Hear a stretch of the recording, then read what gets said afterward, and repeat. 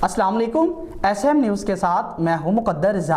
SM news studio में खुशामदीद। खबरों का सिलसिला बढ़ाते हुए अब शामिल करते हैं चनियोर से। पाकिस्तान ग्रुप ऑफ जर्नलिस्ट की तकरीब तकसीम कार्ड।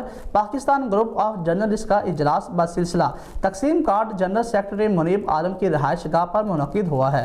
इसी हवाले से अपडेट कर रहे हैं SM न्यूज़ के नुमाइंदे वसीम दौरानी। जी वसीम, बताइएगा क्या तफसीलात हैं आपके पास? जी बिल्कुल, Pakistan group of journalist institute का बसिलसिला तकसीम कार्ड जनरल सेक्रेटरी मुनीब आलम की रिहाइश गाह पर मुनक़िद हुआ, जिसमें तमाम ओहदेदारान मेंबरान ने भरपूर तरीके से शिरकत की। इजलास की सदरत हयात सरपरस्ती आला हाजी उस्मान गनी आवान साहिब ने की। तिलावत कलाम पाक के बाद जॉइंट सेक्रेटरी आसिम ज़रगर के वालिद मरहूम और इंफॉर्मेशन सेक्रेटरी मिकदाद हुसैन के वालिद और दादी के लिए फातिहा ख़्वानी की गई। तकरीब से खिताब करते हुए सदर डॉक्टर खालिद यासीन ने कहा कि हमारी तंजीम कौमी सतह की तंजीम है।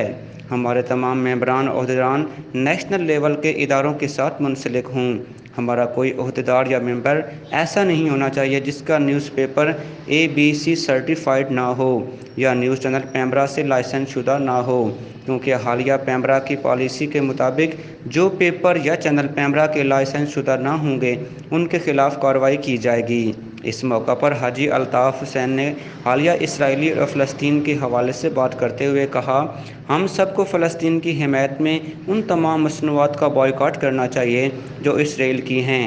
तकसीम कार्ड के बाद तकरीब के इख्तिताम पर हाजी उस्मान गनी आवान साहब ने पाकिस्तान की तरक्की और खुशहाली और पाकिस्तान ग्रुप ऑफ जर्नलिस्ट की तरक्की के लिए दुआ फरमाई। जी बहुत शुक्रिया वसीम, तफसीलात से आगाह करने के लिए। अब तक के लिए इतना ही। मज़ीद खबरों के लिए देखते रहिए SM न्यूज़।